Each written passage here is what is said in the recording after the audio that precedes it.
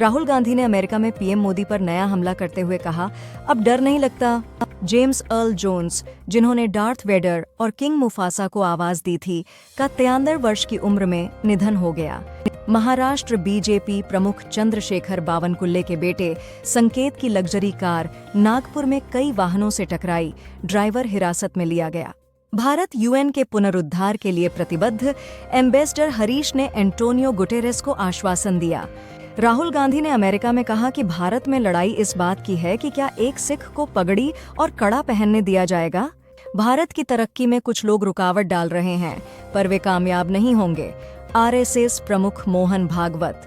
हरियाणा विधानसभा चुनाव के लिए एएपी ने 20 उम्मीदवारों की पहली सूची जारी की।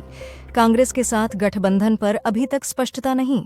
अजमेर में ट्रेन पटरी से उतारने की कोशिश नाकाम, ट्रैक पर 70-70 किलो के सीमेंट ब्लॉक मिले।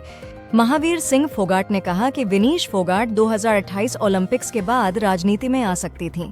राहुल गांधी ने अमेरिका में कहा कि आरएसएस कुछ धर्मों भाषाओं को नीचा मानता है।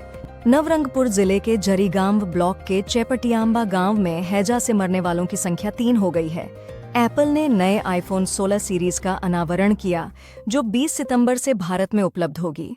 ग्लोबल मार्केट्स में तेजी और विदेशी फंड्स के इनफ्लो से मंगलवार को शुरुआती ट्रेड में सेंसेक्स और निफ्टी में उछाल आया। अडानी का चीन में निवेश राष्ट्रीय सुरक्षा के लिए खतरा हो सकता है, कांग्रेस। ऑस्ट्रेलिया में 16 साल से कम उम्र के बच्चों के लिए सोशल मीडिया बैन होगा। मायावती ने कहा कि यूपी सरकार को अध्यापक भर्ती में आरक्षित श्रेणी के उम्मीदवारों के साथ न्याय सुनिश्चित करना चाहिए।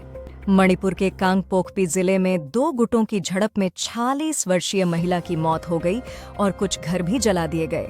बीजेपी ने राहुल गांधी के सिखों पर दिए बयान पर कहा कि वे केस करेंगे और उन्हें कोर्ट तक ले जाएंगे। भारत निष्पक्ष बनेगा तब आरक्षण खत्म करने पर विचार करेंगे, राहुल गांधी ने अमेरिका में कहा। जाति जनगणना की मांग दोहराई।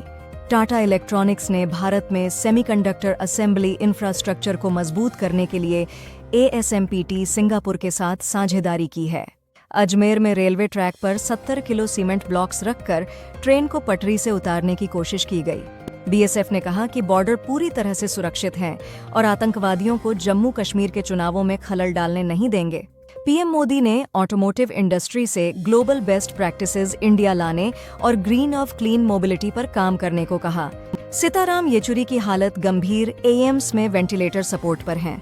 पैरालंपिक चैंपियंस का हीरो जैसा स्वागत हुआ, भीड़ ने फूल माला पहनाई और मिठाई खिलाई। सरकार ने 6 वरिष्ठ वकीलों को 3 साल के लिए सुप्रीम कोर्ट में अपना पक्ष रखने के लिए अतिरिक्त सॉलिसिटर जनरल नियुक्त किया है। देश की प्रगति साइबर सुरक्षा के बिना असंभव है, अमित शाह। आईफोन 16 सीरीज के लॉन्च के बाद एप्पल ने आईफोन 15 प्रोज को बंद कर दिया और आईफोन 15 और आईफोन 14 के दाम Rs 10,000 घटा दिए। सुप्रीम कोर्ट ने शशि थरूर के खिलाफ मोदी पर बिच्छू टिप्पणी वाले मानहानि मामले की कार्यवाही पर रोक लगाई। अमित शाह ने 5,000 साइबर कमांडो ट्रेन करने और साइबर क्राइम से निपटने के लिए कई महत्वपूर्ण पहल की घोषणा की। गूगल ने ईयू कोर्ट में 2.4 बिलियन यूरो के एंटी ट्रस्ट जुर्माने के खिलाफ अपील हारी। छात्रों के प्रदर्शन के बाद मणिपुर के 3 जिलों में निषेधाज्ञा लागू की गई। कर्नाटक एचसी ने मीडिया को रेणुकास्वामी मर्डर केस में चार्जशीट की डिटेल्स पब्लिश करने से रोका।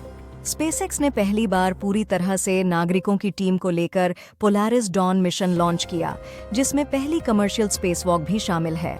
कोलकाता डॉक्टर रेप मर्डर, पूर्व आरजी कार प्रिंसिपल संदीप घोष और 4 सहयोगी 23 सितंबर तक न्यायिक हिरासत में भेजे गए।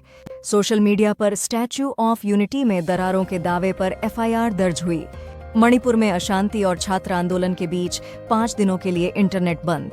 दिल्ली की एनआईए कोर्ट ने लोकसभा सांसद राशिद इंजीनियर को आतंकवाद फंडिंग मामले में 2 अक्टूबर 2024 तक अंतरिम जमानत दी, ताकि वह जम्मू कश्मीर विधानसभा चुनाव के लिए प्रचार कर सकें। केरल एचसी ने सरकार को हिमा कमेटी रिपोर्ट पर कार्रवाई न करने के लिए फटकार लगाई। आईजीपी कश्मीर ने अनंतनाग में सुरक्षा और चुनाव समीक्षा बैठक की अध्यक्षता की। अमित शाह ने साइबर सुरक्षा एजेंसियों से एआई का उपयोग करके साइबर अपराधों की पहचान करने का आग्रह किया।